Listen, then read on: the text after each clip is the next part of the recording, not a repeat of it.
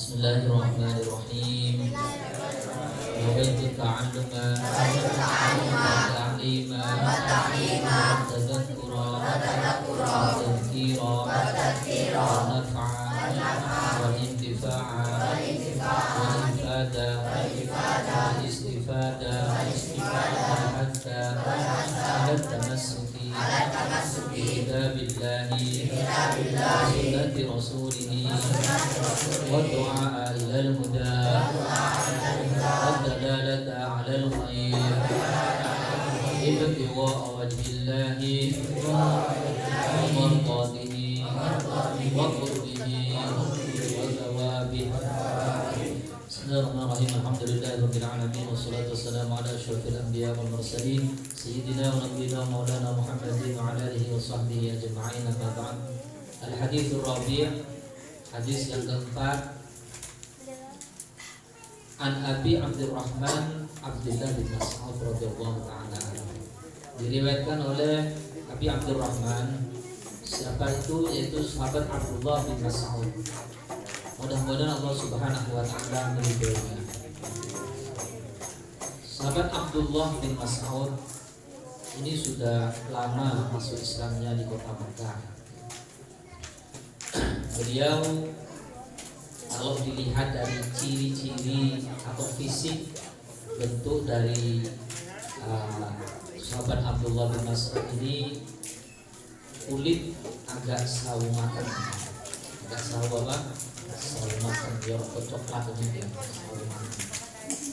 Terus kurus, khafiful laham. Apa? Khafiful laham itu ya kaki daging. Berarti apa tuh? Kurus. Ya kecil sekali. Di sini disebutkan nahwu biro. Kemudian daqiqus sakoin, kecil sekali, dua betisnya ini kecil sekali. Terus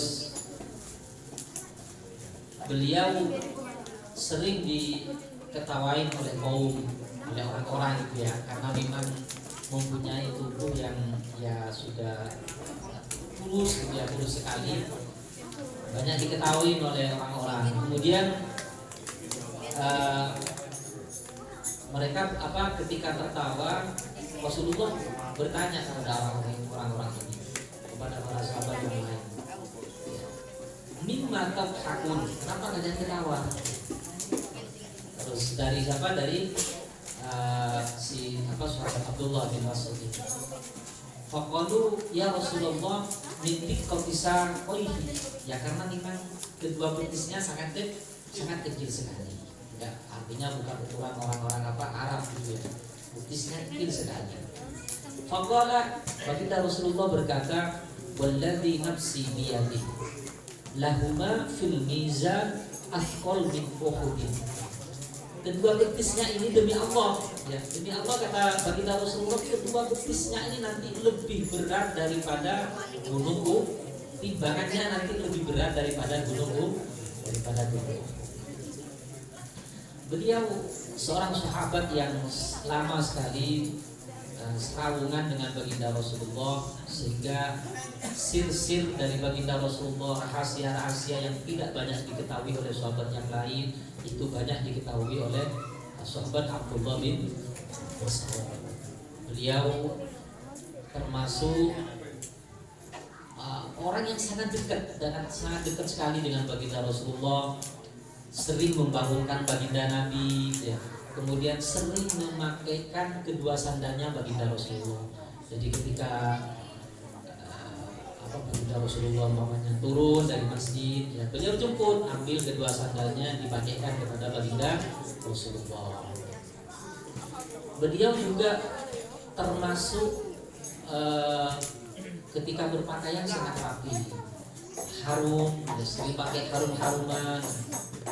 Tujuannya tidak ada lain, takziman lina'lai Rasulullah sallallahu alaihi wasallam, karena hanya ingin mengagungkan kedua sandal baginda Rasulullah. Makanya sekarang kan banyak ya, ada saya punya teman yang dulu mondok di Habib Zain, di Bin Smith di Madinah. Nah itu kalau tugasnya itu ya bawakan sandal, bawakan kitab, bawakan sandalnya itu ya itu memang dari zaman baginda Rasulullah sudah seperti itu. Ya, kadang-kadang sekarang itu kok mau memperhatikan kedua sandal gurunya ya. Kadang bisa Pak Ai ngerti di oleh Inggris sandal gurunya ya. Ini jauh ya sama zaman dahulu itu apa aja jauh. Terus bahkan fa innahu kana yahmiluhu ma idza jalasa. Jadi kedua sandal baginda Rasulullah nggak ada di situ. Ketika baginda Rasulullah duduk, dibawa sandalnya itu dibawa duduk juga oleh sahabat Abdullah bin Mas'ud. Terus baginda Rasulullah yang memang sangat mengagungkan juga kepada sahabat Abdullah, dan beliaunya juga banyak sekali masuk ke dalamnya baginda Rasulullah, sehingga tidak ada ayat yang turun kepada baginda Rasulullah itu kecuali sahabat Abdullah itu lebih dulu mengerti dibandingkan daripada sahabat-sahabat yang lain.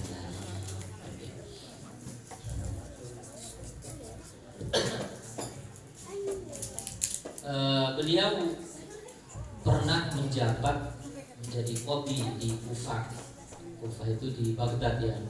Baghdad pada zaman khilafah Sayyidina Utsman. Kemudian beliau datang ke Madinah, di Madinah sakit. Terus beliau ya pergi ke sahabat Utsman. Kemudian oleh sahabat Utsman ditanya, maka tadi apa sih kata waktu no apa sih ini Arab kok waktu itu kok bahasa Indonesia mau istirahat lah, dan kau mau curhat apa saya? Faqala dunubi, mau curhat dosa,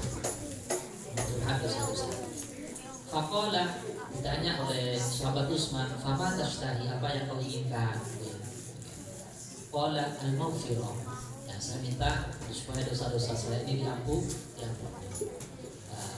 Qala ada al-munaqatobi, kalau itu saya perintahkan supaya karena sakit ya, supaya tabib bisa dokter atau tabib bisa mengobati. Qala at-tabib amrodoni. Tabib itu membuat saya sakit, karena membuat saya sakit. Kalau begitu saya beri hadiah atau berian atau apa hadiah juga. Lah hajat alibi, aku nggak butuh. Itu hadiah. Kalau itu di auladika min ba'dika, ini kan bisa dibuat anak-anakmu setelah kau tiada, kan hadiah ini bisa dimanfaatkan oleh anak-anakmu. Apa yang dikatakan oleh sahabat Abdullah, inni la akhsha alaihimul faqr. Ba'da an alimtuhum surat al-waqi'ah yaqra'unaha kulla laila. Aku nggak khawatir anak-anak itu fakir, nggak khawatir saya. Setelah apa? Setelah saya ngajarin mereka semua itu membaca suratul waqi'ah setiap malam. Mau diberi hadiah nggak mau. Ini kan bisa dipakai anak-anakmu nanti setelah kamu tiada. Saya nggak butuh. Ya nggak butuh itu karena saya nggak khawatir anak-anak saya itu fakir miskin, nggak khawatir. Setelah saya ajari mereka membaca suratul waqi'ah setiap malam.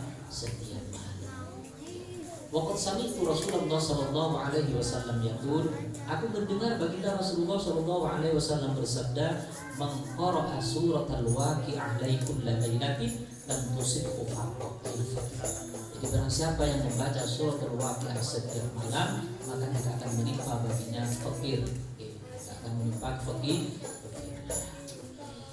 Beliau meriwayatkan hadis karena ini hadis 800 hadis wa thamani tahun dan dalam 48 hadis 848 hadis, dan beliau meninggal di Madinah menurut pendapat yang asah pada tahun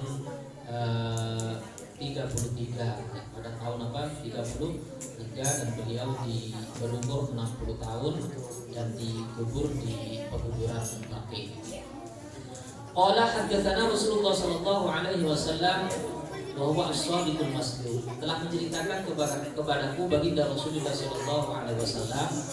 Baginda Rasulullah sallallahu alaihi wasallam itu adalah as-shadiq, yang jujur, al-masduq, dan juga dibenarkan ya oleh Allah Subhanahu wa taala di dalam dakwahnya dengan menjelaskan beberapa mukjizat kepada baginda Rasulullah. Dari sebaginda Nabi, inna ahadakum yujma'u khulquhu fi batni ummihi arba'ina yawman nutfatan.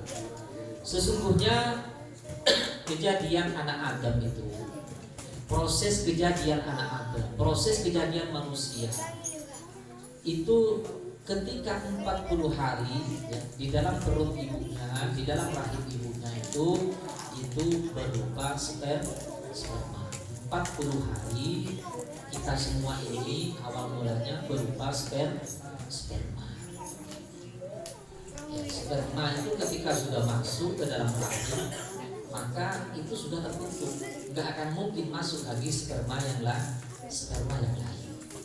Ketika sudah masuk, maka nggak ada ceritanya yo kadang ono guyon-guyonan urun opo gitu ya.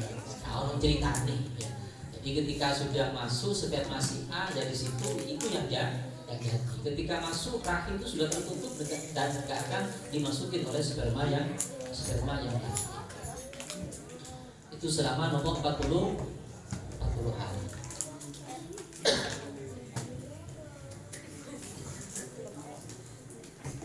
Terus kalau kita melihat asal mula kita dari sperma itu, sperma yang menjijikkan itu ya, dilihat itu menjijikkan.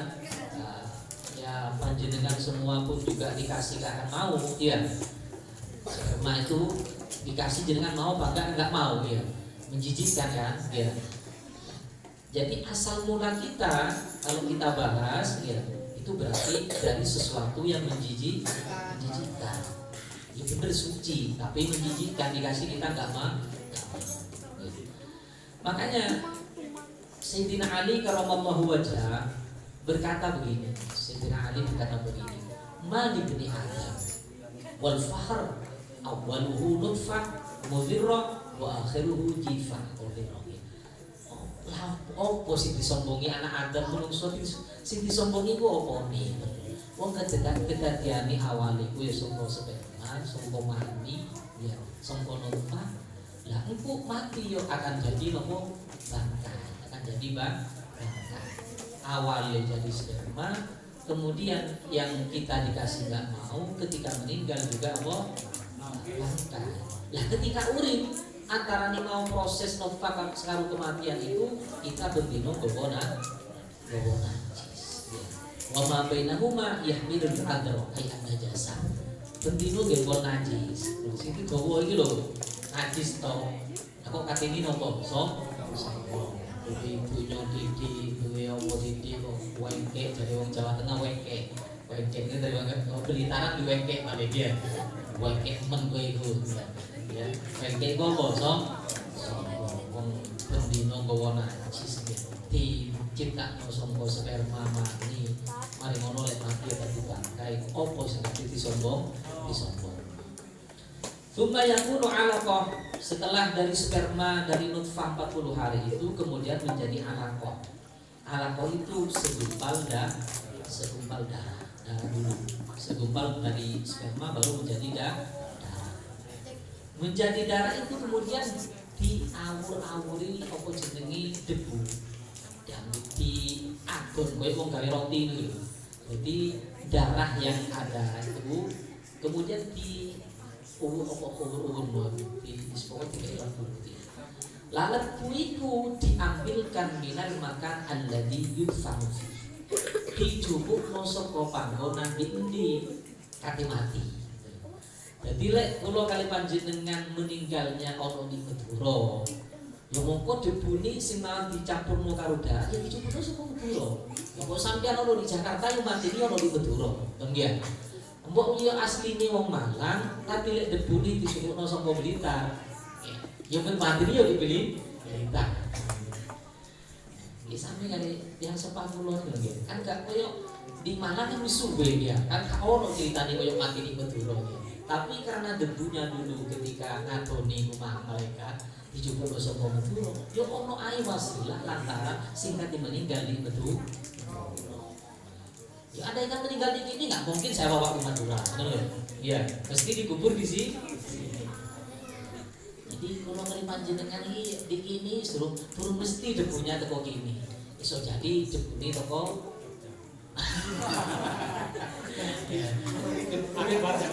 Kepinginan Jogja.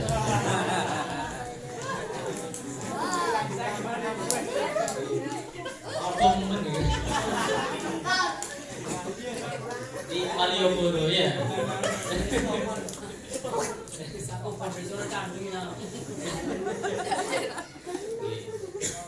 Ya iso jadi deguni teko yang meninggalnya di tergantung dari ibu kalau kali panjenengan tiba. Kemudian dari nopo debu tadi, kemudian dari nutfah dicampur dengan darah tadi. Kemudian dari ketika sudah dicampur seperti itu, kemudian daging darah itu kemudian mengeras ya. Itu proses itu terjadi juga arba'in yaum juga 40 hari. Jadi 40 hari sperma, 40 hari segumpal darah. Kemudian yakunu mudghah mithla dzalik, setelah menjadi segumpal darah baru menjadi sekerat daging. Jadi qut'atul lahmin shaghira, ora kok gede, sepotong daging yang kecil ya. Koyok dikot terima yumdaw. Dikot terima kadar koyok iso diblok itu menjadi itu. Jadi sekerat, maka dikatakan sekerat sekerat yo cara kuduro sekerat ya. Sekerat daging yo sampeyan lek mangan boyo lisan iki rada gede Pak Hiro sakmene iki perlu kabeh gitu ya. Ini sekerat yang kecil gitu ya. Jadi qat'atul lahmin shaghira. Jadi sepotong daging yang kecil. Itu pun prosesnya selama 40 hari. Berarti 40 hari menjadi pinten bulan? 4 bulan. Jadi proses kejadian kita itu 4 bulan itu nopo jenengi dari sperma kemudian segumpal darah baru sekerat daging.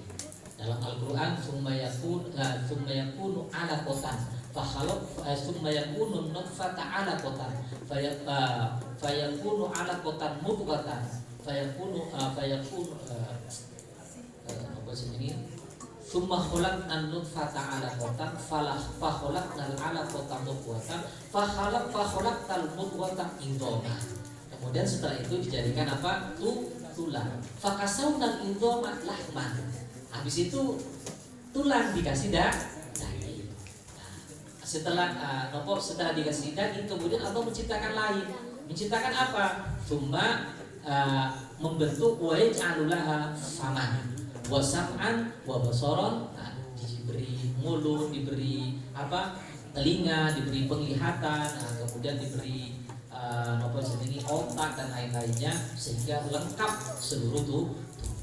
Lengkap dulu, tubuh itu sudah lengkap dulu, baru setelah itu tsumma yursalu ilaihil malak. Kemudian malaikat diperintahkan oleh Allah setelah sempurna 4 bulan, setelah sempurna 4 bulan, kemudian bentuk kita ini sudah sempurna, tapi turun urip. Baru Allah memerintahkan para malaikat untuk meniupkan roh.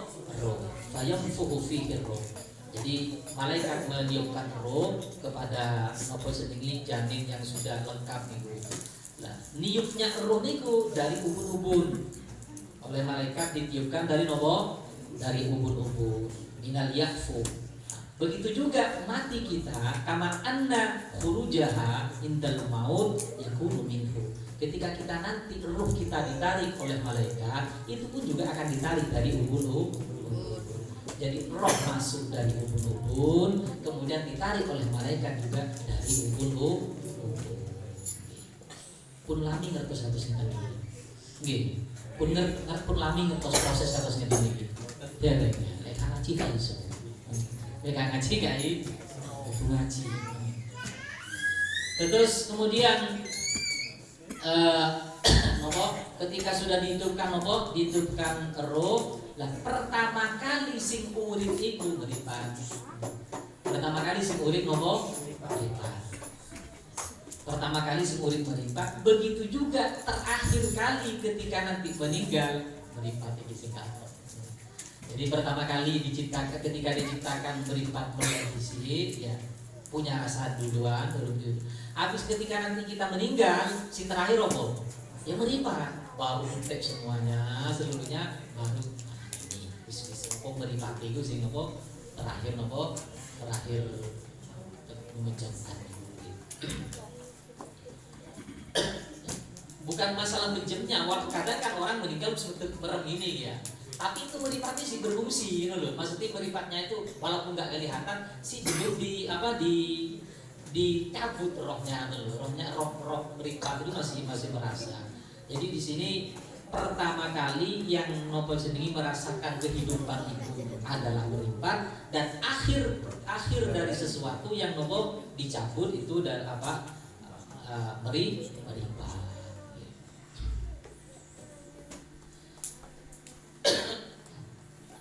Terus nopo kula kali panjenengan lek delok kejadian kados ngeten niki, kula kali panjenengan niku kudu berpikir angen-angen kula kali panjenengan itu terus Gusti Allah, kaifa takfuruna billah. Bagaimana kalian itu bisa kufur, enggak percaya kepada Allah Subhanahu wa taala. Kaifa takfuruna billah wa kuntum amwatan. Pertama kali kita fa ahyakum, setelah mati dihidup, tsumma yumitukum, kemudian dimatikanlah, tsumma yuhyikum, dihidupkanlah.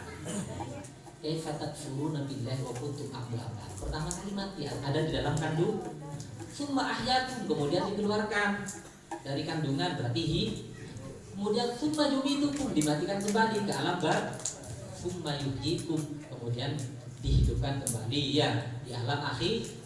Summa ilaihi turja'un. Kemudian kita akan dikembalikan kepada Allah Subhanahu wa taala. Jadi amat tanatnataini wa ahyai tanatnataini. Jadi Allah mematikan kita ini 2 kali, menghidupkan pun juga 2 kali. Wa yu'maru bi arba'i kalimatin, lek wis sempurna wis dikeiru kabeh, kemudian diberikan 3 kalimat ini, diperintahkan 4 kalimat. Pertama, bikak fi rizkihi, disuruh nulis rezekinya. Rezeki wong iki seperti apa? Akeh apa titik, halal apa haram apa makruh, kabeh ku sono. Mulai diono di napa? Di jero wetan wis ditulis. Kemudian ajalnya. Ajale kaya apa? Iki umure dawa apa umure pendek ya. Terus kemudian amalnya, amal perbuatannya sae nopo boten, kemudian wong iki nanti terjadi menjadi wong sing celaka apa wong sing selamat. Jadi ada 4 perkara ini ketika sudah ditulis di dalam pertama bikat rezeki ini, wa ajalihi aja umur kula kali panjenengan. Kemudian amal kula kali panjenengan. Mangkon boten napa dadi wong bejo apa dadi wong celaka. Ini pun sudah ditentukan di dalam napa? Di dalam rahim. Maka dari itu terus Kanjeng Nabi, "Wallazi la ilaha ghairuh." Maka demi Allah yang tidak ada Tuhan selain Allah. Inna ahadakum la ya'malu bi amali ahli jannah. Ada seseorang sing amal itu koyo amal wong surga. Wis taat temenan, wis salate gak tau pedhot. Ya apa jenenge wis amalan surga. Hatta mayakuna bainahu wa bainaha illa bira'un. Jadi gak ono saking dekatnya dengan amalan surga, kok mesti dengan surga. Istahan sembarang kali. Tapi fayasbiqu alaihi kitab. Kitab sing ditulis di rahim iku ataupun di Lauh Mahfuz di rahim iku sudah dahulu dituliskan. Ditulis apa? Napa jenenge? Fayamalu bi amali ahlina. Akhirnya orang ini ngamal dengan sebelum meninggal, kok ngamal amalan ahli neraka. Dengan apa? Ya mengamalkan apa?